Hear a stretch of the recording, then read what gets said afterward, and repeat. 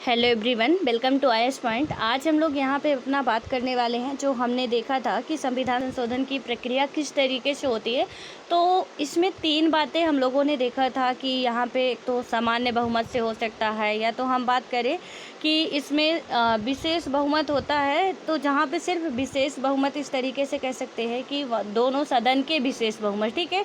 लेकिन एक हमने स्पेशल मेजॉरिटी की बात की थी, और इसमें क्या बात की थी कि राज्य की विधायिकाएँ भी इसमें शामिल होंगी, ठीक है।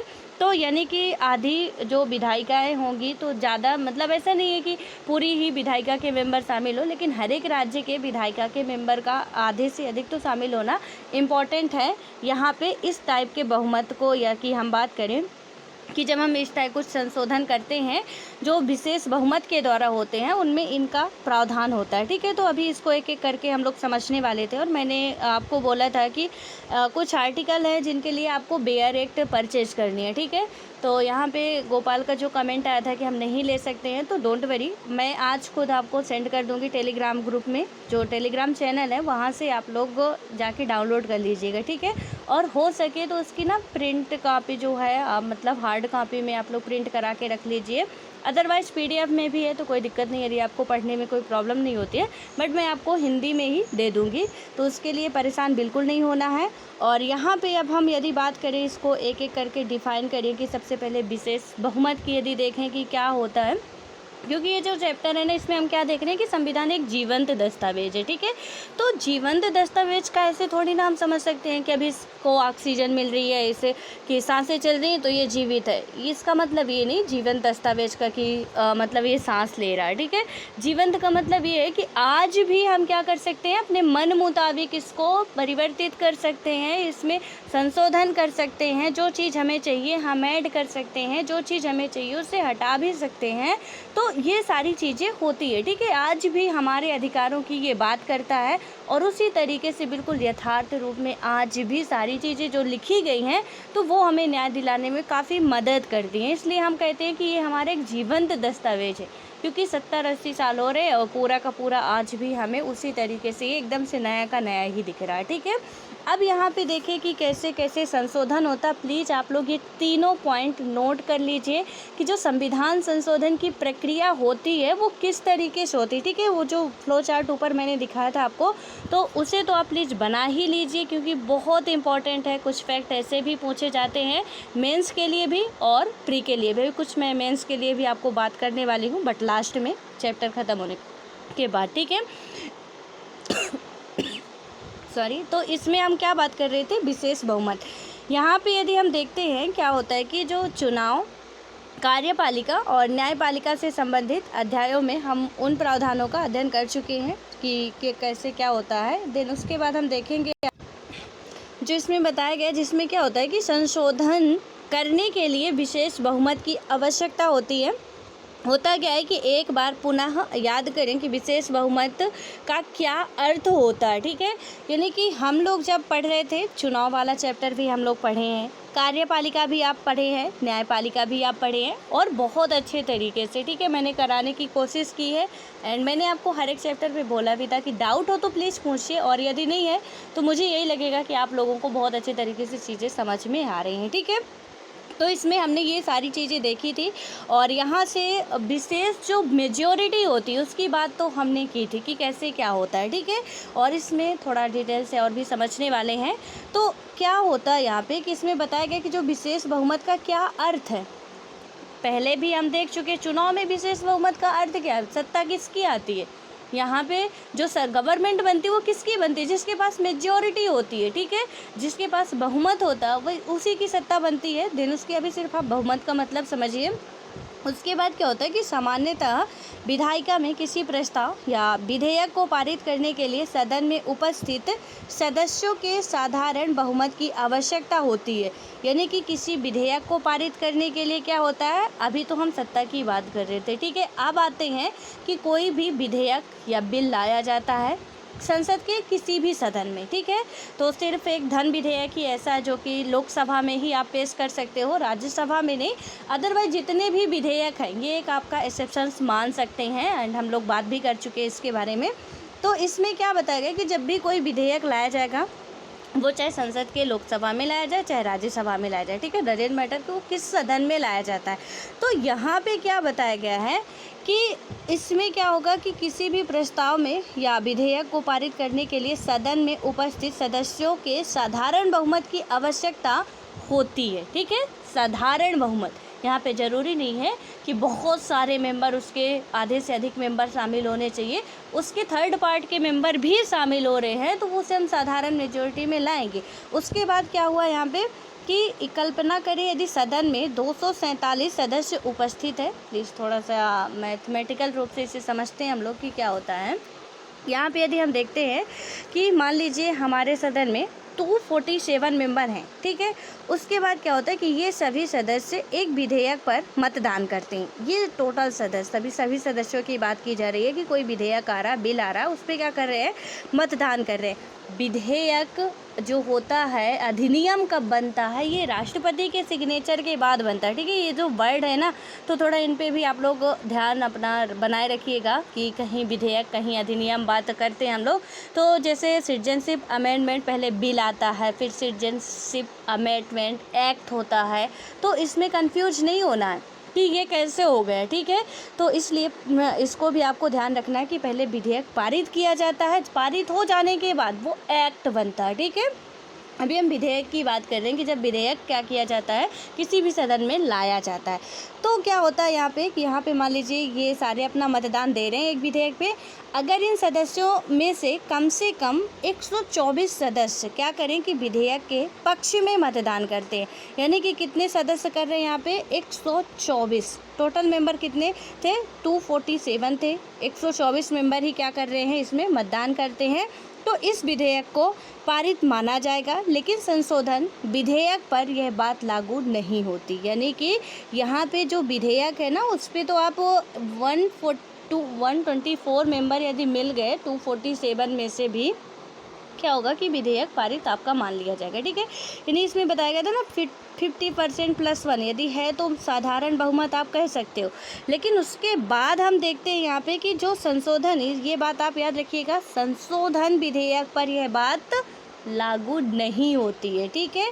और क्या होता है कि संविधान में संशोधन करने के लिए 2 प्रकार के विशेष बहुमत की आवश्यकता होती है। तो प्लीज़ इसे आप नोट कर लीजिए कि जो साधारण बहुमत है वो संविधान के संशोधन यदि करना है संविधान में, तो साधारण बहुमत के द्वारा नहीं होता है, ठीक है। प्लीज़ इस पॉइंट को आप नोट करिए। उसके बाद क्या होता है कि जब साधारण बहुमत के द्वारा नहीं होता तो फिर कैसे होता है, तो यहाँ पे जो 2 प्रकार के हमने पढ़ा था, विशेष बहुमत की बात की थी, उनकी आवश्यकता इसमें होती है। तो संविधान में जब भी आपको संशोधन करना पड़ेगा, देखिए कई सारे बिल ऐसे हैं जहाँ पे विदाउट संशोधन के हम क्या करते हैं, उसमें जो भी जैसे कृषि कानून अभी आया तो वहाँ पे हमें किसी आर्टिकल पे संशोधन नहीं करना पड़ा है, ठीक है। तो इससे सीधे से है ना कि यहाँ पे हमने संशोधन नहीं किया यदि, तो फिर हमें साधारण बहुमत के द्वारा ही ये तीनों बिल पास हो गए थे। आपने देखा होगा कि उसका एक पिक्चर भी आई थी कि संसद में बहुत ही कम मेंबर थे, सारी सीटें खाली थी, कुछ ही मेंबर मिलके ये सारे तीनों ही विधेयक पारित कर दिए, क्योंकि वो सामान्य बहुमत से पारित हो रहा था। लेकिन जब संशोधन किया जाएगा, आई होप कि आप मेरी बातों को समझ रहे होंगे, मैं क्या कह रही हूँ कि जब संविधान के किसी आर्टिकल में, जो हमारा कॉन्स्टिट्यूशन है उसके आर्टिकल में, चाहे वो 15 हो, 16 हो, चाहे मतलब 14 हो आर्टिकल हमारा, तो जब भी हम इनमें संशोधन करेंगे तो क्या होगा, विशेष बहुमत की हमें ज़रूरत पड़ेगी, ना कि साधारण बहुमत की, ठीक है। और अदर कोई बिल ला रहे हैं हम, तो वहाँ पे हमें क्या करना पड़ेगा कि साधारण बहुमत के द्वारा ही हम बिल पारित कर सकते हैं। कोई इसमें बहुत बड़ा इशू नहीं है। जैसे मान के चलिए कि अभी 15 और 16 में संशोधन किया गया, ठीक है।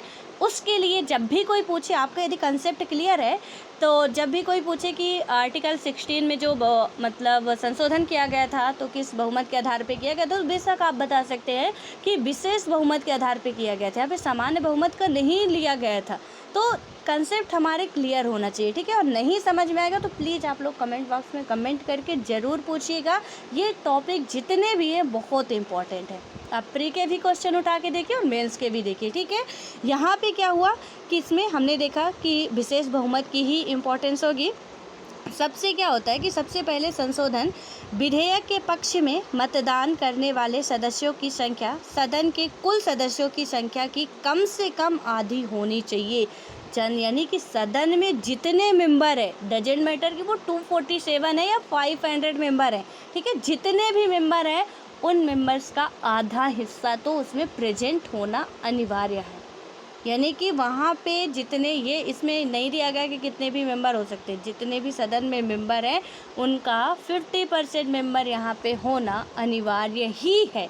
ठीक है, कि इसमें साधारण में यदि आप नहीं भी 50 पूरा कर रहे हो फिर भी आप बहुमत पारित कर सकते हो, यहाँ पे बिल पारित कर सकते हो, लेकिन इसमें होना अनिवार्य है।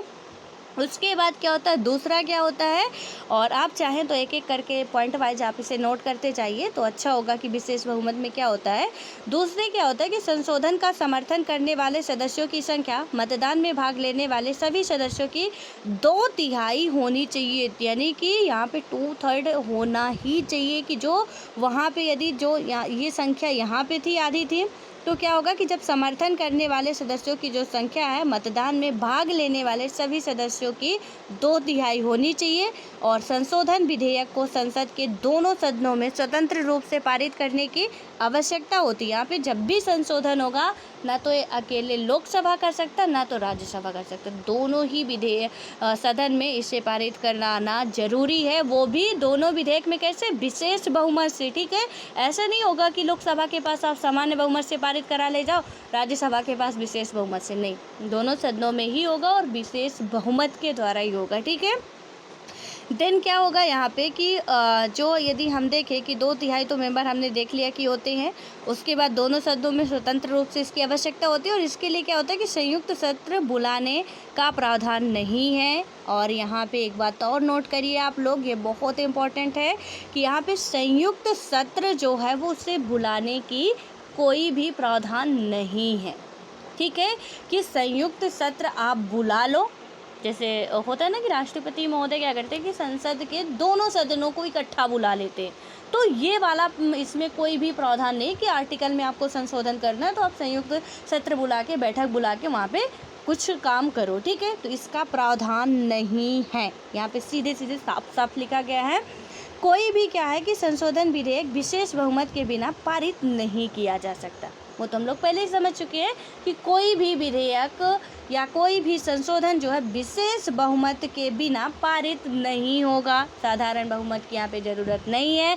मैं फिर बता रही हूँ आपको कि हम संविधान के आर्टिकल की बात कर रहे हैं कि जब हम आर्टिकल में संशोधन करेंगे तब आपको विशेष बहुमत की ज़रूरत पड़ेगी। अदरवाइज़ कोई भी आपको कानून बनाना है, कोई भी बिल लाना है, तो वहाँ पर आप बहुत आसानी से साधारण बहुमत में आप ला सकते हैं, क्योंकि आए दिन हम आर्टिकल में संशोधन नहीं करते हैं। ठीक है, अभी तक कुल 104 तक में भी संशोधन हुए हैं, तो अभी जब से हमारा संविधान बन के लागू तब से हमने 104 बार ही संशोधन किया संविधान में, तो बहुत बड़ा इशू नहीं, हम हर बार नहीं करते संशोधन। कई सारे हम बिल लाते हैं तो वहाँ पे संशोधन तो नहीं करते थे। मैंने कृषि जो बिल का आपको बताया, बहुत जीता जागता उदाहरण है आपके पास कि वो तीनों ही बिल आते हैं, तीनों ही बिल पारित हो जाते हैं, और हम जब संसद की पिक्चर देखते हैं तो उसमें हमें दिखाई देता, आप लोग न्यूज़पेपर में देखे होंगे, वहाँ पे हमें दिखाई देता कि मेजॉरिटी तो ना के बराबर थी वहाँ पे, फिर भी पारित हो गया बिल, कि कुछ ही लोग थे और बिल पारित हो गए। यानी सिंपल है कि साधारण बहुमत से वो हुआ। लेकिन आर्टिकल में हम संशोधन करेंगे, संविधान में संशोधन करेंगे, तो हमें विशेष मेजॉरिटी की ज़रूरत पड़ेगी, उसके बिना हम नहीं कर सकते हैं। एंड जो ये संयुक्त बैठक की बात है वो उसका प्रावधान नहीं है इसमें जब संशोधन की बात आती है। अब यहाँ पे क्या होता है कि आखिर विशेष बहुमत का क्या औचित्य है, यानी कि अभी हमने देखा कि विशेष बहुमत होता है, बहुत लंबी चौड़ी बातें भी कर ली, लेकिन इसका औचित्य क्या है कि हम जब आधे हैं जो कुछ बातें हैं उसे साधारण बहुमत से कर ले रहे हैं, लेकिन इनमें क्यों संशोधन जब कर रहे हैं तो उससे विशेष मेजॉरिटी की क्यों ज़रूरत होती है। होता क्या है कि लोकसभा में 545 सदस्य होते हैं, आपको बहुत अच्छे तरीके से पता है। अतः क्या होता है कि किसी भी संशोधन विधेयक का समर्थन करने के लिए 273 सदस्यों की आवश्यकता होती है। यानी कि किसी भी विधेयक यानी कि संविधान संशोधन का समर्थन करने के लिए कितने मेंबर की आवश्यकता होती है, 545 में से यहाँ पे यदि हम देखें कि 273 मेंबर कंपलसरी है। मैंने भी आपको क्या बताया था कि मेंबर कितने भी हो उसका थर्ड, ठीक है। तो यहाँ उसका मतलब जो हाफ है वो उतने मेंबर होने चाहिए। तो यहाँ पे 273 जो सदस्य हैं तो इनकी आवश्यकता होती है। अगर क्या होता है कि मतदान के समय 300 सदस्य मौजूद हो तो विधेयक पारित करने के लिए 273 सदस्यों के समर्थन की आवश्यकता होगी। यानी कि यहाँ पे जब मतदान होता है, जब समर्थन करते हैं कि चलिए ठीक है हम इसमें हैं, बाद में इसका मतदान भी होता है, तो वहाँ पे यदि 300 सदस्य भी मौजूद है तो इसमें पारित करने के लिए 273 मेंबर तो होने ही चाहिए। जिसने इसमें पार्टिसिपेट किया था उनका तो होना ही चाहिए। अब ये नहीं कि जिस बंदे ने यहाँ पे किया था कि हम इसमें इसके समर्थन में हैं वही हो। यहाँ संख्या की बात हो रही है कि यदि 273 मेंबर किसमें थे, समर्थन में थे, तो कम से कम 273 मेंबर इसके मतदान में भी होने ज़रूरी है। दिन क्या होगा, लेकिन इसमें बताया गया कि लोकसभा के 400 सदस्यों ने किसी विधेयक पर होने वाले मतदान में भाग लिया। यानी कि क्या किया कि लोकसभा के 400, अभी लोकसभा एक ही सदन की बात हो रही है कि 400 सदस्यों ने क्या किया कि किसी विधेयक के पारित होने वाले मतदान में क्या करते, पार्टिसिपेट करते हैं। और इस विधेयक को पारित करने के लिए कितने सदस्यों के समर्थन की, यहाँ पे यदि हम देखें कि 400 मेंबर हैं तो वहाँ पे कितने सदस्य के जो सदस्य हैं उनके समर्थन की हमें ज़रूरत पड़ेगी, क्योंकि मतदान में हमने देखा कि 400 लोग शामिल हो रहे हैं, ठीक है। तो समर्थन के लिए कितने होने चाहिए, तो यदि हम आगे देखें यहाँ पे तो आप कल्पना कर सकते हैं कि इसके अलावा क्या होता है, जैसे 400 है तो मान लीजिए कि 350 मेंबर तो होने ही चाहिए, ठीक है। तो जैसे अभी हमने देखा ना कि 300 आ रहे तो 273 मेंबर तो उसमें कंपलसरी थे, तो 400 मान लीजिए हैं मतदान में, तो यहाँ पे 370 या 350 से प्लस तो मेंबर होने चाहिए उनके समर्थन के लिए। अब बात करते हैं यहाँ पे कि इसके अलावा क्या होता है कि संशोधन विधेयक को संसद के दोनों सदनों में विशेष बहुमत के साथ स्वतंत्र रूप से पारित किया जाना चाहिए। और इसका अर्थ है कि मतलब अब तक क्या हुआ, प्रस्तावित विधेयक पर पर्याप्त सहमति ना बन पाए तब तक उसे पारित नहीं किया जा सकता। अब विशेष बहुमत का मतलब क्या होता, हमने पढ़ा था कि हमारा कॉन्स्टिट्यूशन क्या है, एक कठोर और लचीले का सम्मिश्रण है। कठोर का मतलब कैसे कि विशेष मेजॉरिटी इतनी आसानी से नहीं आती, वहाँ विपक्ष के भी मेंबर होते हैं और पक्ष के भी मेंबर होते हैं। जिस सत्ता की सरकार चल रही उसके भी मेंबर हैं और विपक्षी भी हैं वहाँ पे, ठीक है। तो यहाँ पे यदि हमें संशोधन करना है तो इतना आसान नहीं है कि हम कर लेंगे, लेकिन सामान्य बहुमत से जो चीज़ हो रही है उसके लिए तो हमने कह दिया कि हमारा संविधान क्या है, लचीला है, कि सामान्य मेजॉरिटी से आप क्या कर सकते हो कि कहीं पे भी आप कोई भी बिल ला सकते हो। लेकिन जहाँ पे विशेष बहुमत की बात आ गई वहाँ कठोर भी है कि इतना आसान नहीं है कि आप इसे ऐसे ही सोते जागते उठते बैठे संशोधन कर देंगे। आई होप कि आप मेरी बातों को समझ पा रहे होंगे। तो ये 12th की बुक है, बट अभी हम 12th लेवल का नहीं पढ़ रहे, ठीक है, उससे बहुत हाई लेवल का पढ़ रहे हैं। तो थोड़ा अपनी थिंकिंग जो है वो आपको ब्रॉड बनानी पड़ेगी यहाँ पे, कि आप ये समझे कि 12th के स्टूडेंट की समझ के पढ़ें आप, तो थोड़ा इसमें प्रॉब्लम हो सकती है क्योंकि उस स्टैंडर्ड का भी हम जा भी नहीं रहे हैं, ठीक है। तो यहाँ पे क्या हुआ है, इसमें आपने देख लिया कि ये पारित नहीं किया जा सकता है, तो मतलब दोनों सदनों की सहमति होना अनिवार्य है, वो भी 50% प्लस, यानी आधे से अधिक मेंबर होने चाहिए, ठीक है। देन अब क्या होता है यहाँ पे कि सत्तारूढ़ दल काफ़ी कम बहुमत और विपक्ष के विरोध के बावजूद बजट या अपनी पसंद का विधेयक पारित करा सकता है। और लेकिन क्या होता है कि अगर यह दल संविधान में संशोधन करना चाहता है तो उसे कुछ विपक्षी दलों को विश्वास में लेना पड़ेगा। यानी कि आप साधारण बहुमत में तो ठीक है सिंपल से कर सकते हैं, लेकिन आपको कॉन्स्टिट्यूशन में संशोधन करना है तो ऑब्वियस है कि थोड़ा विपक्ष वालों को अपने पक्ष में लेना ही पड़ेगा थोड़ा सा, कि आपकी जो मतलब है कि आपने ये बिल लाया तो वो मतलब आपकी सरकार की इज्जत बची रहे, उसके लिए आपको ये करना पड़ेगा, ठीक है। उसके बाद क्या होता है कि इस तरह संशोधन प्रक्रिया के पीछे बुनियादी भावना यह है कि उसमें राजनीतिक दलों और सांसदों की व्यापक भागीदारी होनी चाहिए, यानी कि व्यापक भागीदारी। जब भी हम संविधान में परिवर्तन लाने की कोशिश करेंगे, उसमें चाहे वो राजनीतिक दल हो, चाहे सांसद हो, उनकी व्यापक भागीदारी यानी कि ज़्यादा से ज़्यादा लोगों की भागीदारी होना यहाँ पे अनिवार्य हो जाता है। ठीक है, अब आता है कि राज्यों का अनुमोदन, इसके बारे में हम देखते हैं। तो राज्यों के अनुमोदन में क्या बातें की गई है, कैसे की गई है, इसको यदि हम बात करें कि संविधान के कुछ अनुच्छेदों में संशोधन करने के लिए विशेष बहुमत पर्याप्त नहीं होता है। ठीक है, तो यहाँ पे कुछ ऐसे अनुच्छेद होते हैं जहाँ की विशेष बहुमत ही पर्याप्त नहीं होता है।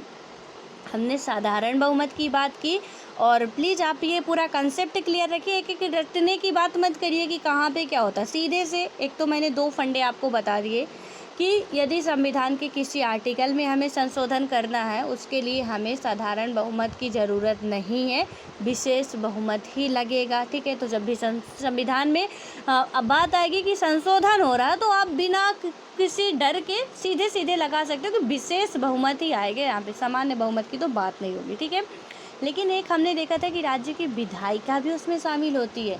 तो कौन कौन से ऐसे आर्टिकल ज़रा उन पे नज़र डालते हैं कि राज्यों का जो अनुमोदन होता है कि आधी विधायिका के मेंबर तो शामिल होते हैं। तो उसको देखते हैं कि कुछ ऐसे होते हैं जहाँ पे विशेष बहुमत ही पर्याप्त नहीं होता है। क्या होता है कि राज्यों और केंद्र सरकार के बीच शक्तियों के वितरण से संबंधित या जनप्रतिनिधित्व से संबंधित अनुच्छेदों में संशोधन करने के लिए राज्यों से परामर्श करना और उनकी सहमति प्राप्त करना आवश्यक होता है। यानी कि क्या है इसमें बताया गया कि इसमें सेंटर की भी अपनी कैबिनेट है, स्टेट की भी अपनी कैबिनेट है, इनको भी अपनी पावर मिली हुई है, इन्हें भी कुछ सब्जेक्ट दिए गए, सेंटर को भी कुछ स्टेट को भी। तो ऐसा तो नहीं कि स्टेट को हम बिल्कुल नकार सकते हैं, सेंटर गवर्नमेंट को इतना पावरफुल बना दे कि वही जो करे तो करे। तो इसमें क्या बताया गया कि जब भी आप क्या करोगे कि राज्यों के यानी कि केंद्र सरकार के बीच जो भी शक्तियों के वितरण से संबंधित या जनप्रतिनिधि से संबंधित जो भी आर्टिकल हैं आपके, उनमें आप क्या करोगे, यदि संशोधन करते हो तो उससे राज्य से परामर्श लेना आवश्यक होगा। इसे भी आप नोट करिए कि जो विशेष बहुमत मतलब राज्यों द्वारा जो अनुमोदन होता है वो कैसे होता है कि जब भी हम क्या करेंगे, सेंटर और उसके स्टेट के बीच में शक्तियों का बंटवारे की बात आती है, यानी कि शक्तियों के वितरण से संबंधित या जनप्रतिनिधित्व से संबंधित जो कुछ अनुच्छेद हैं, उनमें यदि आपको संशोधन करना है तो कहीं ना कहीं विशेष बहुमत के साथ साथ आपको राज्य की विधायिकाओं के आधे मेंबर को भी लेना पड़ेगा। ठीक है, यानी कि राज्य से आपको परामर्श लेना होगा। और पीछे हमने संविधान की संघीय प्रकृति के बारे में भी अध्ययन किया है, और संघीय संरचना का अर्थ है यह है कि क्या हो कि राज्यों की शक्तियाँ केंद्र सरकार की दया पर निर्भर नहीं करती, यानी कि जो राज्यों की शक्तियाँ होती वो क्या होती है, केंद्र सरकार की दया पर निर्भर नहीं करती हैं। ठीक है, हमने पहले देखा था ना कि वहाँ पे जो है कि कहीं ना कहीं इसमें जो बताया गया है कि अपनी स्टेट की कैबिनेट है और काफ़ी सब कुछ है, लेकिन राज्यों के पास ज़्यादा प्रेशर होता है, ये भी हम लोगों ने बात की थी। ऐसे क्वेश्चन कुछ मेंस में कई बार पूछे भी गए हैं। और यहाँ पे सेंट्रल गवर्नमेंट के पास ऑब्वियस है कि राज्य स्टेट अपनी गवर्नमेंट से ज़्यादा कहीं पावर होती है, और स्टेट गवर्नमेंट के पास ज़्यादा खर्च होता है, आय का यहीं पर कुछ निर्भर रहते हैं। ठीक है, कुछ टैक्स वगैरह तो हमारा स्टेट भी लेता है। तो इसमें क्या बताया गया है कि यहाँ पे कि जो इनके शक्तियाँ हैं ना, उन पे यदि इसके जो जितने भी विषय है तो उन पे ये डिपेंड नहीं रहते कि सेंट्रल गवर्नमेंट कुछ करेगी, इनके हाथ में खुद रहता है। अब क्या हुआ कि संविधान में राज्यों की शक्तियों को सुनिश्चित करने के लिए यह व्यवस्था की गई है कि जब तक आधे राज्यों की विधान पालिकाएँ किसी संशोधन विधेयक को पारित नहीं कर देती, तब तक वह संशोधन प्रभावी नहीं माना जाता है। और यहाँ पे क्या होता है, इसमें क्या बताया गया है कि जब तक आधे राज्यों की विधान पालिकाएँ किसी संशोधन को पारित नहीं कर देती, ये दो ही उसमें लागू होगा कि राज्य की शक्तियों के वितरण से संबंधित या जनप्रतिनिधित्व से संबंधित जब बात आएगी। ठीक है, दोनों पॉइंट आप लिख लीजिए कि 2 टाइप के विशेष बहुमत हैं। तो एक विशेष बहुमत तो हमने देख लिया कि संसद के दोनों सदनों में, इसमें राज्य की कोई इम्पोर्टेंस नहीं है। दूसरा एक आता है जहाँ पे राज्य की हम बात करते हैं, वो कहाँ पे करते हैं, आप इसे प्लीज़ नोट करते जाइएगा। इसमें क्या बताया गया कि यहाँ पे आधे से अधिक जो आपकी विधान पालिकाएँ हैं तो शामिल होना चाहिए। और इसमें क्या है कि संशोधन को पारित नहीं कर देती तब क्या होता है कि तब तक वह संशोधन क्या होता है प्रभावी आपका नहीं माना जाएगा। और संघीय संरचना से संबंधित प्रावधानों के अलावा मौलिक अधिकारों के प्रावधानों को भी इसी प्रकार रक्षणीय बनाया गया। यानी कि अपना मौलिक अधिकार भी कहीं ना कहीं इसी तरीके से है कि आपका हाई कोर्ट भी जा सकते हो, देन सुप्रीम कोर्ट भी आप जा सकते हो। तो यदि कोई प्रॉब्लम्स होती है तो डायरेक्ट ऐसा नहीं कि आप सुप्रीम कोर्ट जाइए। आपके मौलिक अधिकारों का संरक्षक ऑब्वियस है कि सुप्रीम कोर्ट है, बट आप हाई कोर्ट जाएंगे वहाँ भी आपको बिल्कुल न्याय मिलेगा। अब इसके बाद हम देखते हैं यहाँ पे होता क्या है कि संविधान के कुछ हिस्सों के बारे में राजनीति के से क्या होता है कि एक व्यापक सहमति की अपेक्षा की जाती है। और इस प्रावधान में क्या होता है कि राज्यों के अधिकारों को भी जगह दी गई है। यानी कि यहाँ पे जब भी हम संशोधन वगैरह करेंगे तो राज्यों की भूमिका, अब ऐसे समझिए कि हमारा ये घर है, ठीक है, तो घर में पापा जी मालिक है, सेंट्रल गवर्नमेंट हो गई ये। लेकिन क्या होगा कि ये जो मेंबर है इनके बेटे हैं घर में, तो क्या इनसे कोई बात नहीं की जाएगी? इनके बारे में ये पिताजी जो हैं फैसला ले रहे हैं और इनसे ही नहीं पूछेंगे? हो सकता है कि इनकी खुशी से रिलेटेड आप सोच रहे हो कि हम अच्छा कर रहे हैं, लेकिन आपको इनसे तो पूछना पड़ेगा ना भैया, आप खुश हो कि नहीं हो, यहाँ पे हमें और क्या बदलाव करने की ज़रूरत है। तो ये जो स्टेट है इनकी सेंट्रल गवर्नमेंट हो गई, यहाँ पे स्टेट गवर्नमेंट है, ठीक है, यानी कि जो संसद हो गई और इधर आपकी राज्य की सरकार की विधायिका के, ठीक है, तो इनसे आपको पूछताछ करना ही पड़ेगा कि हम आपके लिए कुछ कर रहे हैं तो क्या आप इससे सहमत हैं या नहीं है। यदि वो सहमत हैं तो ही आप पारित कर सकते हो, अदरवाइज इनकी भलाई आप खुद से तय नहीं कर सकते हो कि इनके लिए क्या भला है। हम इनके पिताजी हैं तो हम अच्छे तरीके से जानते हैं और जो हम कहेंगे वो यही करेंगे। तो कुछ तो पावर इनके पास भी है, कुछ तो हक इनके पास भी है घर के मेंबर होने के नाते। तो भारत में ये स्टेट आते हैं तो आपको, क्योंकि पावर तो आपने इनको भी दी हुई है, इनसे पूछना ज़रूरी है, ठीक है। यदि इनकी सहमति नहीं हुई तो वो बिल पेंडिंग में पड़ा रहेगा, साल 2 साल 3 साल 4 साल, जब तक आप सहमति नहीं दोगे तब तक ही वो पेंडिंग में पड़ा ही रहेगा। आई होप कि आप ये बातें सारी समझ पा रहे होंगे। अब हम यहाँ पे बात करें कि इनके अधिकारों को तो जगह भी दी गई और इसके अंतर्गत क्या हुआ कि राज्यों को संशोधन की प्रक्रिया में भाग लेने का अधिकार दिया गया। उल्लेखनीय है कि संशोधन में क्या होता है कि संशोधन की प्रक्रिया के कठोर होने के बावजूद उसे फिर भी काफ़ी हद तक लचीला बनाया गया है। और हम देख सकते हैं कि संशोधन के लिए केवल आधे राज्यों की अनुमोदन और राज्य विधान पालिकाओं के साधारण बहुमत की आवश्यकता होती है। तो यहाँ पे क्या होती है, अभी हमने क्या बात की थी कि संसद के दोनों सदनों में जो सिर्फ विशेष बहुमत का था कि दोनों से ही विशेष बहुमत ही जरूरी है। लेकिन आप राज्यों की विधान पालिका से यदि कुछ सलाह मशवरा ले रहे हैं तो उनके साधारण बहुमत ही मिल जाए यदि, तो उससे भी आपका काम चल जाएगा, ठीक है। ये 2 प्रावधान किसमें कि जब राज्यों की और केंद्र की शक्तियों के बीच की बात आएगी, जन प्रतिनिधित्व की बात आएगी, तब हम इस प्रकार से राज्यों को इसमें क्या करेंगे कि यहाँ पे राज्यों का भी पार्टिसिपेट होगा। लेकिन ज़रूरी नहीं कि राज्यों से भी विशेष बहुमत आपको मिले, ठीक है। तो ये बात भी आपको ध्यान रखनी है। उसके बाद क्या होता है कि इस प्रकार देखा जा सकता है कि शर्तों की कठोरता के बावजूद संशोधन करने की प्रक्रिया अव्यावहारिक नहीं है। संक्षेप में क्या होगा कि भारतीय संविधान में संशोधन करने के लिए व्यापक बहुमत की आवश्यकता पड़ती है और इस प्रक्रिया में राज्यों की सीमित भूमिका दी गई है। यानी कि यहाँ पे व्यापक बहुमत की आवश्यकता पड़ती है जिसमें राज्यों की जो है कहीं ना कहीं सीमित भूमिका है कि आप साधारण बहुमत भी, उधर संसद के दोनों सदनों का तो विशेष बहुमत से ही होगा, लेकिन विधान पालिकाओं का साधारण बहुमत से भी पारित हो जाता है बिल, तो वो बिल पारित माना जाएगा, ठीक है। और हमारे संविधान निर्माता इस बात को लेकर सचेत थे कि संविधान में संशोधन की जो प्रक्रिया को इतना आसान नहीं बना दिया जाना चाहिए कि उसके साथ जब चाहे छेड़खानी की जा सके।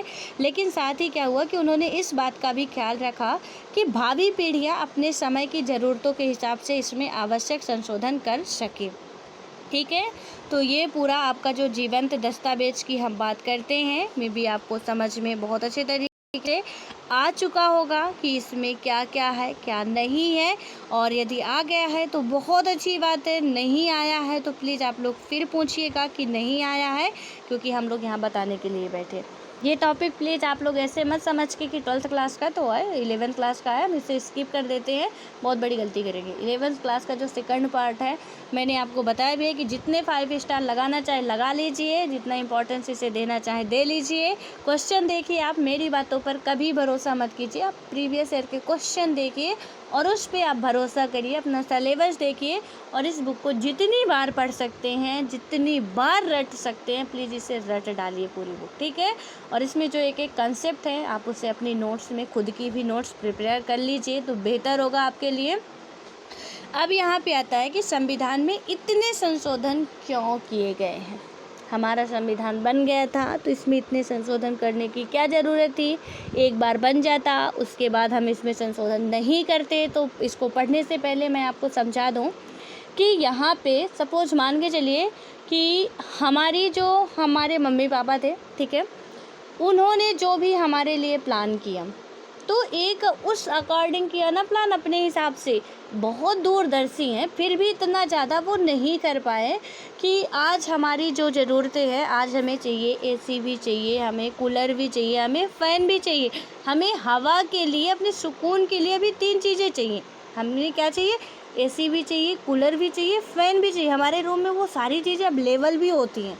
एक रूम में आप देखोगे तो बहुत ही, आप यदि मिडिल क्लास में भी आते हो तो कूलर और फ़ैन तो कंपलसरी होना ही होना है, ठीक है। बहुत ही रिच फैमिली से आ रहे हो तो एसी होगी आपके रूम में, लेकिन हम तो जान रहे हैं ना कि हमें हवा मिल रही है, हम थोड़ा इससे हमें आराम फील हो रहा है तो हम सिर्फ फ़ैन से काम चला लें, या तो सिर्फ हमारे रूम में कूलर हो या तो सिर्फ एसी हो। लेकिन क्यों हम सब के रूम में, वो भी हम सब के रूम में, जितने भी घर में मेम्बर है सबके रूम में एसी भी है, कूलर भी है, फ़ैन भी है। तो यहाँ पे क्या हुआ कि हमारे मम्मी पापा ने क्या सोचा था कि अभी हम तो बिना फ़ैन के काम चला रहे हैं, लेकिन आने वाली पीढ़ियों के लिए हो सकता है कि टेक्नोलॉजी डेवलप हो तो यहाँ पे उन्हें फ़ैन की ज़रूरत पड़ी। लेकिन फ़ैन के अलावा हमने एसी और कूलर की भी डिमांड कर दी। तो अब क्या होगा, जो मम्मी पापा ने बनाया था उसमें तो हमें थोड़ा बहुत परिवर्तन करना पड़ेगा ना, चेंज करना पड़ेगा, क्योंकि टेक्नोलॉजी आगे बढ़ी तो हमारे शौक़ भी आगे बढ़े, हमारी डिमांड भी आगे बढ़ी। तो यहाँ पे अब हम वही तो नहीं कर सकते कि नहीं हमारे पापा जी ने लिख के गए थे कि बस आपको फ़ैन ही यूज करना, भैया हम तो दूसरा नहीं यूज करेंगे। ऐसा नहीं है कि जो संविधान में लिख दिया गया है तो हमें लग रहा है। आप देखिए कि जो आप यदि हम बात करें आरक्षण का ही, रिजर्वेशन का ही, तो संविधान में लिखा गया था कि 50% आरक्षण बस किया जाएगा, ठीक है, उससे ज़्यादा नहीं किया जाएगा। लेकिन अभी हमें लग रहा है ना कि उन्हें लग रहा था, क्योंकि उस टाइम ऐसा था कि अभी ये आरक्षण के बारे में भी किसी दिन हम लोग अच्छे से बात करेंगे कि किस आधार पे होना चाहिए, कैसे होना चाहिए, ठीक है। तो इसमें क्या हुआ कि उन्हें क्या लग रहा था कि नहीं, मतलब अभी जो भी दलित लोग हैं, जो भी SC ST कैटेगरी से आते हैं तो उनके लिए करना चाहिए। तो एक बात यहाँ से आज मैं आपको क्वेश्चन देती हूँ, एक थोड़ा सा इसका आंसर अपने दिमाग से सोचिएगा, ठीक है। इतने दिनों से आप मेरे साथ हैं, साल भर से ज़्यादा हो रहे होंगे, तो मैं आशा कर सकते हैं कि आप लोग अब थोड़ी, आपकी जो सोच है बहुत ब्रॉड वाली हो चुकी होगी, ठीक है। UPSC वाले तरीके का आप सोचने लगे होंगे। यहाँ पे ज़रा बताइएगा कि जो हमारा क्या है संविधान का यानी कि जो आरक्षण की बात की गई थी, तो क्या वो प्लीज़ यहाँ पे मैं आज नहीं बताऊँगी आपको, थोड़ा अपना दिमाग लगाइएगा, प्लस माइनस पॉइंट दोनों सोचिएगा कि आरक्षण जो था वो जातिगत आधार पे दिया गया, क्या ये सही है, या अभी बात करें कि यहाँ पे आर्थिक आधार पे कुछ आरक्षण की बात की गई, क्या वो सही है। प्लीज़ मैं बोल रही हूँ, आपको फिर से सचेत कर रही हूँ कि आप एक UPSC वाला माइंड लगाइएगा। एक क्या लगाइएगा, जब भी आप पढ़ा करिए ना, सोचा करिए कि हम क्या है, एक अधिकारी हैं। एक अधिकारी कैसे सोचता है वो आपके दिमाग में आना चाहिए। एक अधिकारी ऐसे लल्लू पंजू नहीं होते हैं, ठीक है ना, वहाँ पे उनके पास दिमाग बहुत होता है। आप लोग भी इसका प्लस और माइनस दोनों पॉइंट सोचिएगा कि यदि जातिगत आधार पे होता, मैं बताऊंगी इसका पूरा डिटेल से बताऊंगी, बट आज नहीं। आपका पहले आंसर सुनने के बाद कि यदि जातिगत आधार पे आरक्षण दिया जाता तो क्या होता, ठीक है। यहाँ पे तो सिर्फ आपको बताना है कि आप सोचिएगा पहले पूरा इसका कि क्या होता, लेकिन मुझे जो बताना है आपको सिर्फ इतना आप बताइएगा कि जातिगत आरक्षण सही था या सही है, या हमें आर्थिक आरक्षण की बात करनी चाहिए या आर्थिक आरक्षण देना सही होगा। ठीक है, तो दो में से कौन सा सही होगा प्लीज़ थोड़ा आप मुझे बताइएगा और देखते हैं। हाँ, मुझे जो लग रहा है शायद वही सबका सेम जवाब होगा, बट शायद हो सकता है कि आप गलत हो, लेकिन हो सकता है कि आप सही भी हो सकते हैं। तो इसलिए सोच समझ के जवाब दीजिएगा और जवाब ज़रूर दीजिएगा। ठीक है, यहाँ पे आप लोग आंसर देते हैं तो काफ़ी खुशी होती है और भी पढ़ाने का मन लगता है। तो आप लोग जवाब ज़रूर दिया करिए, सही हो गलत हो, गलतियाँ करेंगे तो ही सही जाएंगे, यदि गलती नहीं करेंगे तो आप कुछ करेंगे ही नहीं। ठीक है, तो अब हम आते खैर अपने पॉइंट पे आते हैं। इसमें क्या बात की गई कि संविधान में इतने संशोधन किए गए क्यों।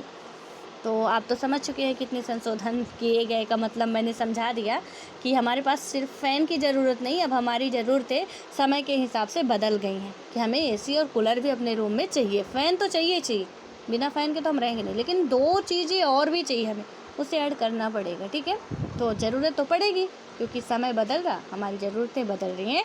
अब देखते हैं कि हमारे राइटर जी क्या कह रहे हैं कि क्यों इतना परिवर्तन किया गया है।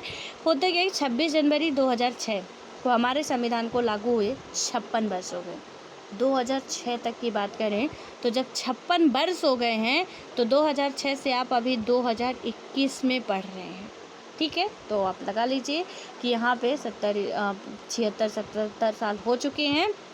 उसके बाद क्या होता है कि दिसंबर 2005 तक हमने 92 संशोधन मतलब किए जा चुके। हमारे द्वारा इसमें कितने संशोधन किया जाए 2006 में, यानी कि 56 साल या 55 साल के अंदर अंदर हमने 92 संशोधन कर डाले अपने संविधान में। एक साल बाद ही से संशोधन करना हमने शुरू कर दिया, 92 संशोधन 85 साल में कर डाले। ठीक है, 55 साल में। उसके बाद क्या हुआ कि संशोधन प्रक्रिया की कठोरता को देखते हुए संशोधन की यह संख्या काफ़ी बड़ी मानी जाएगी। और आइए जानने का प्रयास करते हैं कि इतने सारे संशोधन के पीछे क्या वजह रही और इसके निहितार्थ क्या है, इनके संशोधन करने की क्या वजह रही। ठीक है, अब क्या होता है कि इस यहाँ पे क्या होता है, संशोधन का जो इतिहास है पहले उसको देखते हैं कि अगले पन्ने पर दिए गए जो भी आपको ग्राफ यहाँ पे दिए गए हैं उससे हम लोग समझेंगे किस तरीके से है। और वहाँ से हमें मतलब क्या होगा कि एक ही सूचना को दो भिन्न भिन्न तरीक़ों से दर्शाया गया है और उसको देखेंगे। पहले ग्राफ में क्या है कि प्रत्येक 10 वर्षों के दौरान हुए संवैधानिक संशोधन की संख्या को दर्शाया गया है। और इसमें क्या है कि दिए गए जो भी स्तंभ है आपके उस अवधि के दौरान संशोधन की जो संख्या है उनको चिन्हित किया गया। ठीक है, अभी ग्राफ देखते हैं हम लोग। और दूसरे ग्राफ में आपको क्या दिखाया गया है कि प्रत्येक 10 संशोधन की अवधि को दिखाया गया है। और यहाँ पे हम पाते हैं कि 1970 से 90 तक के 2 दशकों के दौरान बड़े स्तर पर संशोधन हुए। और दूसरी ओर जो ग्राफ आपका दिखाता है कि एक और कहानी बताता है, यहाँ पे 1974 और 76 के बीच 3 वर्ष के अंतराल में 10 संशोधन की बात यहाँ पे की जाती है, संवैधानिक संशोधन की।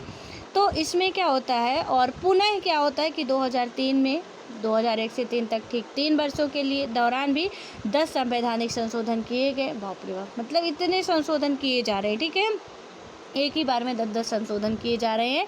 हमारे देश में क्या होता है कि राजनीतिक इतिहास में ये 2 कालखंड बहुत महत्वपूर्ण है।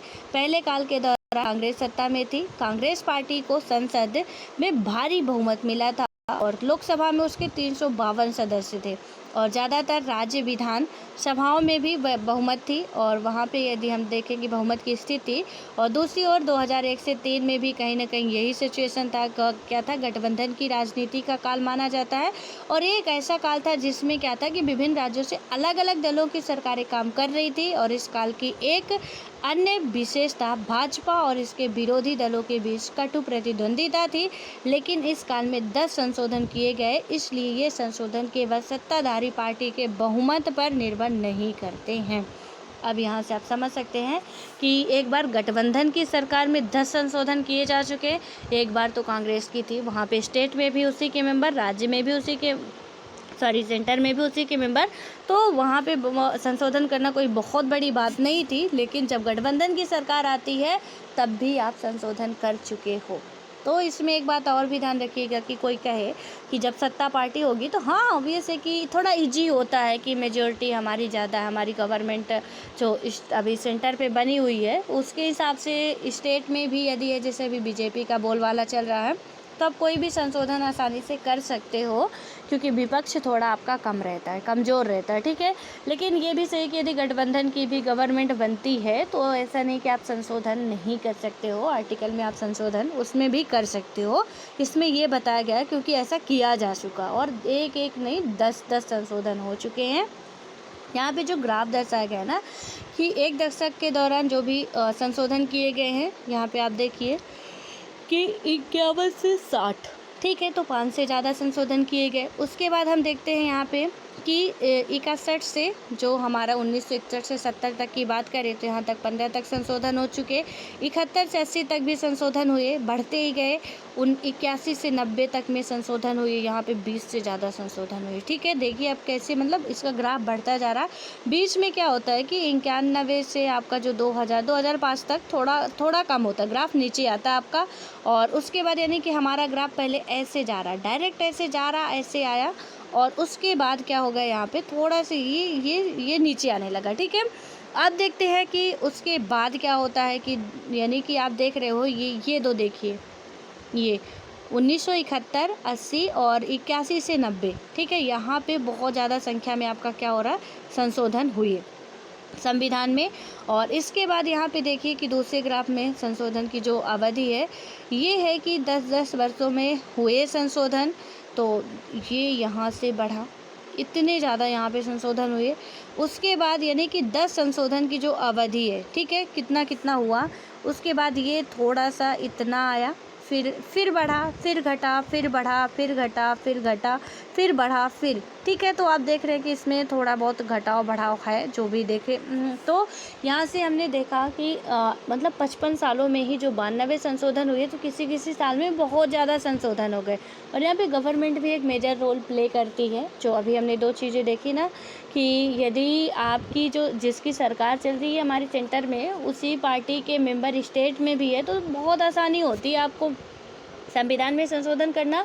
तो ज़रूरी है ना यहाँ पे हमें कि क्या हो, विशेष बहुमत ही ज़रूरी है। और विशेष बहुमत यदि कि विपक्ष का है, हमारी सेंटर में क्या है कि पार्टी हमारी सत्ता पे है लेकिन स्टेट पे बहुत कम स्टेटों पे है, तो प्रॉब्लम हो जाएगी।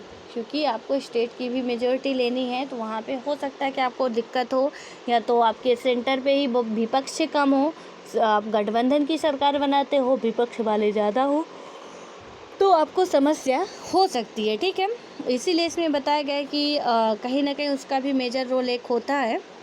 अब क्या होता है कि संशोधनों की संख्या को लेकर हमेशा आलोचना होती रही है और यह कहा जाता है कि भारतीय संविधान में बहुत अधिक संशोधन किए गए हैं। बाहरी तौर पर 55 वर्षों की अवधि के दौरान संविधान में 92 संशोधन की बात अजीब लगती है, लेकिन अभी हम बात करें कि 70 जो भी आपको 75-76 वर्ष हो गए हैं, उसमें से हम यदि देखें कि यहाँ पे कितना बार संशोधन हो चुका है, तो 4 बार हो चुका है। ये तो और बड़ी बात है कि अभी में 55 साल का छोड़िए, आप 2021 तक का लीजिए, तो 4 बार संशोधन हो चुका है, ठीक है। तो यहाँ पे क्या हुआ कि कुछ आलोचक होते हैं कि आलोचना करते हैं, लेकिन क्या है कि ऊपर जो दोनों ग्राफ से पता चलता है कि इन संशोधनों के पीछे केवल राजनीतिक सोच ही प्रमुख नहीं रही है। संविधान के पहले दशक को छोड़कर शेष दशकों में संशोधन की एक धारा सी बहने लगी और इसका अर्थ यानी कि पहले संशोधन में एक ही हुआ था, उसके बाद धड़ल्ले से हो रहे थे, ठीक है। और इसका अर्थ क्या हुआ कि संशोधन के पीछे सत्ताधारी दल की राजनीति सोच बहुत मायने रखती थी। बल्कि ये संशोधन क्या हुआ कि समय की ज़रूरतों के अनुसार किए गए थे। क्या इसके पीछे मूल संविधान की कमजोरियां भी काम कर रही थी, या संविधान बहुत लचीला है? यानी कि दो क्वेश्चन उठते हैं कि क्या हमारा संविधान इतना कमज़ोर था कि जिसको हमें सुधारने की ज़रूरत पड़ रही थी, या कि हम बात करें तो हमारा संविधान इतना लचीला था। तो यदि मैं अपना ओपिनियन देना चाहूँ, जो मैंने स्टार्टिंग में ही कहा था, तो ना तो हमारा संविधान कमज़ोर था, क्योंकि उनकी सोच जहाँ तक पहुँच पाई उन्होंने किया, ठीक है, कि उनकी सोच जितनी जा रही थी कि हमें दलितों के लिए बात करनी चाहिए, महिलाओं के लिए बात करनी चाहिए, उन्होंने वो किया, क्योंकि उस टाइम उन्हें उतना ही दिख रहा था और सोच रहे थे कि आगे ये भी सुधार जाएंगे तो हम कहीं इक्वलिटी राइट की बात कर सकेंगे, ठीक है। लेकिन ज़रूरत कुछ और हो गई, कहानी कुछ उल्टी पड़ने लगी। समय के साथ साथ परिवर्तन होने लगा कि कुछ SC ST वाले जो है, अब तो यहाँ पे आप देखेंगे कि कुछ SC ST वाले हैं तो उनमें भी क्रीमी लेयर करने की बात की जा रही है। एंड आप भी अपने दिमाग से सोच सकते हैं कि क्या उन्हें भी क्रीमी लेयर में लाना चाहिए। देखिए, जो OBC है वहाँ पे रिजर्वेशन की हम बात करते हैं, ठीक है। अब आप देखिएगा कि यहाँ पे संशोधन नहीं करेंगे तो क्या होगा। OBC वाले हैं, यहाँ पे हम बात करते हैं क्रीमी लेयर। क्रीमी लेयर का मतलब क्या होता है आपका, थोड़ा सा मैं इसे समझा दूँ कि जैसे मान लीजिए कि आपके पेरेंट्स हैं, वो किसी गवर्नमेंट जॉब में है तो उनके बच्चों को क्या होगा, वो क्रीमी लेयर में आ जाएंगे, यानी कि वो एक अच्छी सिचुएशन में आएंगे, फिर उन्हें आरक्षण नहीं मिलेगा, ठीक है। तो यहाँ पे जैसे उनके लिए बात की गई, तो क्या इसमें SC ST वालों में भी कुछ ऐसे होते हैं कि जिनके पेरेंट्स गवर्नमेंट जॉब में होते हैं और बहुत अच्छी खासी उनकी सिचुएशन होती है, बहुत अच्छे खासे तरीके से वो वेल मेंटेन होते हैं, तो क्या इनको भी क्रीमी लेयर में लाना अब ज़रूरी है। तो आपके हिसाब से दोनों तथ्य हो सकते हैं। यहाँ पे बात चल रही है कि इनको क्रीमी लेयर में लाया जाए, कुछ ऐसे बोल रहे हैं, ठीक है। और कुछ जनरल कैटेगरी की हम बात कर रहे हैं कि वो बहुत ही नीचे गिरते जा रहे हैं, तो क्या इन्हें भी कुछ देने की हमें सोचना चाहिए या नहीं सोचना चाहिए, ठीक है। ये सारे मुद्दे उठ रहे हैं और आप थोड़ा मुद्दों पे डिस्कस किया करिए, मुद्दों पे अपने विचार रखा करिए, सोचा करिए, और जो भी मुद्दे आते हैं उन पे आप पढ़ा करिए, बहुत अच्छा होगा आपके लिए। और UPSC आपसे फैक्ट नहीं पूछता, ना तो वो डिमांड करता, और यदि आप फैक्ट या वन लाइनर पढ़ रहे हैं तो फिर आपकी नैया आप ही जाने की क्या होने वाला है, ठीक है। तो इसलिए कुछ ऐसी बातों पे हमें बहुत ब्रॉड थिंकिंग बनानी होगी यहाँ पे। तो ये जो है कि आरक्षण पे ही बहुत विवादास्पद मुद्दा है। अब इसमें क्रीमी लेयर की भी जब बात चल रही है, तो मैं कोई ऐसा हवाई में नहीं बोल रही हूँ कि क्रीमी लेयर की बात चल रही है। ये एक इशू आया हुआ था, सुप्रीम कोर्ट में गया हुआ है कि जब आप OBC के लिए क्रीमी लेयर की बात करते हो तो SC ST के लिए क्यों नहीं करते आप, क्योंकि यहाँ भी तो ऐसे हैं। और सही है कि देखिए, यहाँ भी कुछ SC ST कैटेगरी से आते हैं, उनके पेरेंट्स बहुत अच्छी सिचुएशन में है, वो गवर्नमेंट जॉब पा रहे हैं अच्छे खासे तरीके से, कोई DM भी होगा, कोई SDM होंगे, कोई कमिश्नर होंगे, कोई SP होंगे, तो उनके बच्चों को रिजर्वेशन क्यों। उनकी तो सिचुएशन बेटर है ना, वो तो अफोर्ड कर सकते हैं बाहर की चीज़ें, फिर उन्हें रिजर्वेशन क्यों। क्योंकि अभी SC ST में क्रीमी लेयर की बात नहीं की गई, उनके पेरेंट्स गवर्नमेंट जॉब में भी है, फिर भी उन्हें रिजर्वेशन दिया जाता है। तो ये भी बात कहीं ना कहीं एक उठ के सामने आ रही है, तो आपको इस पर भी विचार करना चाहिए। तो इस हिसाब से क्या होता है कि जब संविधान बना रहे थे, उन्होंने जो सोचा था कि ये ठीक हो जाएगा, ये भी ठीक हो जाएगा, उसके बाद हम ये सब ख़त्म कर देंगे, ठीक है। तो आरक्षण की भी बात की गई थी। आप जब लक्ष्मीकांत भी पढ़ेंगे तो वहाँ पे बताया गया था कि आरक्षण को सिर्फ 10 साल के लिए ही रखा गया था, उसके बाद ख़त्म करने की बात की गई थी, लेकिन इसे 10-10 करके आज तक अभी बढ़ाते जा रहे हैं, ठीक है। तो जन्मजात कोई नहीं कहा गया था कि हम आरक्षण करेंगे। मैंने एक ही टॉपिक का आपको समझाने की कोशिश की है, एक ही एग्जांपल लेके, कि शायद आप, क्योंकि ये काफ़ी विवादास्पद मुद्दा रहते हैं और आप लोग भी काफ़ी इसमें बौखला सा जाते हैं कि ऐसा नहीं वैसा है, तो इसलिए थोड़ा सा एक आप सिंसियर व्यक्ति की तरह सोचने की कोशिश किया करिए कि कैसे क्या है। पूरे पॉइंट को मैंने आपसे हमेशा ही कहा कि तर्क और तथ्य के आधार पर ही बात किया करिए, ठीक है। और हवाई में कौन क्या कह रहा क्या है, थोड़ा पूरा उसका डिटेल जानने के बाद ही हम बात करेंगे। तो इसमें रिजर्वेशन में भी 10 साल की ही बात की गई थी, लेकिन क्या हुआ कि हम आज 10 साल के लिए बढ़ाते जा रहे हैं। तो उन्होंने क्या सोचा था, जो अभी कमजोरियों की बात हो रही है ना, मैं उसको समझा रही हूँ आपको, कि जब संविधान निर्माण कर रहे थे तो उन्होंने सोचा था कि ठीक है, 10 साल बाद सिचुएशन शायद हो सकता है कि कल आ जाए, यानी कि जो ये हमारे दलित हैं और जो भी हमारे SC ST कैटेगरी में आते हैं, महिलाएं हैं, उनके लिए यदि हम ऐसा करते हैं, विशेष प्रावधान रखते हैं, तो इक्वलिटी हम बात कर सकते हैं, आ जाए, उसके बाद हम इसे ख़त्म कर देंगे। लेकिन ज़रूरत इसकी हमें आगे समझ में आती रही, हम इसे बढ़ाते रहें। तो यहाँ पे हम ऐसा नहीं कह सकते कि उनकी ये कमजोरियाँ थी। और उसके बाद ये है कि संविधान जो है बहुत ही लचीला है, तो आप देख चुके हैं कि आप ऐसा नहीं कह सकते कि हमारा संविधान बहुत लचीला है कि जब मन करे। इतने ज़्यादा संशोधन हो चुके हैं, तो इसका मतलब ये है कि आपका जब मुँह उठाए चले आए, आपने संशोधन कर दिया, ये भी आसान नहीं है।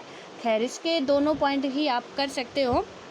अब आता है कि संशोधन की विषय वस्तु। संशोधन की विषय वस्तु के बारे में यदि हम देखें कि क्या होता है, यहाँ पे क्या है कि अब तक किए गए संशोधन को 3 श्रेणियों में बांटा जा सका है। और पहली श्रेणी में क्या है, संशोधन शामिल किए गए हैं, मतलब पहली श्रेणी में वो संशोधन शामिल किए गए जो तकनीकी या प्रशासनिक प्रकृति के हैं। ठीक है, कैसे है, जो तकनीकी या प्रशासनिक प्रकृति के हैं और संविधान के मूल उपबंधों को स्पष्ट बनाने, उनकी व्याख्या करने तथा छिटपुट जो भी आपके संशोधन से संबंधित है उन्हें क्या है, केवल सिर्फ तकनीकी भाषा में संशोधन कहा जा सकता है। वास्तव में वे इन उपबंधों में कोई विशेष बदलाव नहीं करते हैं। ठीक है, तो यहाँ पे कुछ ऐसे भी है कि आप एक हम कह सकते हैं कि संशोधन हुआ, लेकिन ज़्यादा कुछ इसका फ़र्क नहीं पड़ता है। दूसरा क्या आता है कि उच्च न्यायालय के न्यायाधीशों की सेवानिवृत्ति की आयु सीमा को 60 वर्ष से बढ़ाकर 62 वर्ष, यानी कि 15वां जो संविधान संशोधन आपका हुआ, कि क्या हुआ आपका, क्योंकि एक संवैधानिक पद है इसमें, संविधान इसके लिए पर्टिकुलर एक आर्टिकल है सुप्रीम कोर्ट के न्यायाधीश के लिए। तो यहाँ पे क्या होगा कि फिर आपको तो संविधान में संशोधन करना ही पड़ेगा, इनके लिए आपको कोई भी प्रावधान लाना है तो ऑब्वियस है कि संशोधन करना पड़ेगा। ठीक है, तो इसमें क्या बताया गया कि इनकी जो सेवानिवृत्ति की आयु थी उसकी सीमा को बढ़ाकर 60 थी पहले, अब 62 किया गया 15वें संविधान संशोधन में। और इसी प्रकार क्या हुआ कि सर्वोच्च न्यायालय के न्यायाधीशों का वेतन बढ़ाने संबंधी 55वां संविधान संशोधन किया गया। और इसी बात के उदाहरण है, एक अन्य उदाहरण के रूप में यदि हम देखते हैं कि विधायिकाओं में अनुसूचित जाति और अनुसूचित जनजाति के लिए सीटों के आरक्षण संबंधी उपबंधों को ले सकते हैं। दिन क्या होता है कि मूल उपबंध में आरक्षण की बात 10 वर्ष की अवधि के लिए कही गई थी। ठीक है, जो मैंने अभी आपको बताया कि आरक्षण का ही ले लीजिए कि यहाँ पे 10 वर्ष की अवधि के लिए हमने कहा था, लेकिन हमें ज़रूरत अब आगे भी समझ में आई ना कि हमें इसमें बढ़ाना ही पड़ेगा। किंतु क्या हुआ कि इन वर्गों को उचित प्रतिनिधित्व देने के लिए 10 अवधि, मतलब इस अवधि के प्रत्येक 10 वर्षों की समाप्ति पर संशोधन द्वारा आगामी 10 वर्षों के लिए बढ़ाना आवश्यक समझा गया। और इस संबंध में अब तक 5 संशोधन किए जा चुके हैं, परंतु क्या हुआ कि इन संशोधन से मूल उपबंधों में कोई अंतर नहीं आया। ठीक है, कि इसमें आरक्षण का ही ले लीजिए अब कि 5 नहीं, अभी तक ये आरक्षण चल रहा है, यानी कि कई बार संशोधन हो चुके हैं, 7, 8, 10 बार भी हो चुके होंगे। ठीक है, यहाँ पे आरक्षण पे ही, क्योंकि आप बार बार संशोधन किए, ये हमारे कॉन्स्टिट्यूशन में लिखे गए, इन्हें हमें बढ़ाना है घटाना तो संशोधन करना पड़ेगा। सुप्रीम कोर्ट के न्यायाधीश का पद हमारा एक संवैधानिक पद है और संवैधानिक पद के लिए उसका वेतन बढ़ाना है, उसकी सेवानिवृत्ति की आयु तय करनी है, तो ऑब्वियस है कि आपको कॉन्स्टिट्यूशन में संशोधन करने पड़ेंगे। और समय के अनुसार किसी को जिसको 50 रुपये पेमेंट मिल रही थी, कि आज भी आप उसे 50 रुपये दोगे, लेकिन आज हम बढ़ाना है पेमेंट उसकी हमें, तो हम क्या करेंगे, यहाँ पे हम कह नहीं सकते ना कि आज से आपकी 1 लाख रुपए पेमेंट हो गई हमें, क्योंकि ये संवैधानिक प्रदेश में संशोधन भैया करना ही पड़ेगा। तो यहाँ पे डायरेक्टली आपने कह दिया कि कमजोरियाँ हैं या लचीला है, तो ऐसा आप नहीं कहोगे। ठीक है, आपको क्या करना, मिडिल पाथ में चलना, बैलेंस बना के चलना। प्लीज़ यहाँ पे ना तो 1 भी ग्राम इधर भारी होना चाहिए, ना तो 1 भी ग्राम इधर भारी होना चाहिए। हाँ, जब भी ज़रूरत पड़े आप सरकार की बुराई भी कर सकते हो और जब भी ज़रूरत पड़े आप उसकी बहुत वाहवाही भी कर सकते हो, तो ज़रूरत के हिसाब से, क्वेश्चन के डिमांड के हिसाब से। ठीक है, और उसके आगे हम बहुत भी बुद्धिमान हैं तो फिर भी अपनी बुद्धिमानी को अपने पास तक ही रखना है।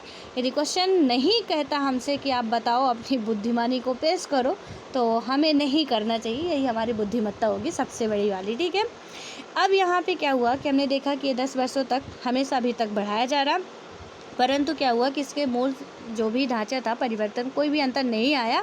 और इस प्रकार हम कह सकते हैं कि केवल तकनीकी संशोधन है। ठीक है, कि आप कितने भी बार आप संशोधन करो आरक्षण में लेके, तो कोई इसमें परिवर्तन नहीं आने वाला है। अब उसको आप बढ़ा रहे हो, सिटीजनशिप अमेंडमेंट में आप संशोधन कर रहे हो तो कोई बात नहीं, उस पर आप बढ़ाते ही जा रहे हो। ठीक है, एक बार आपने किया था 1955 में, तब से आप उसको, कई बार हो चुका, एक बार नहीं कई बार हो चुका संशोधन। ये कोई आज नया केस नहीं आया आपके सामने, किसी ये का जो बात आई है, तो ये कोई नया नहीं है, तो इसमें परेशानी की ज़रूरत नहीं है आपको।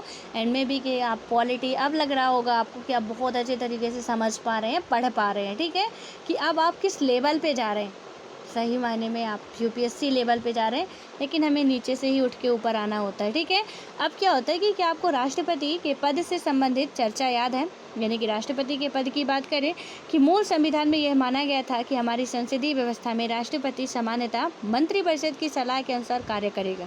ठीक है, अब मूल संविधान में हमारे ये माना गया है।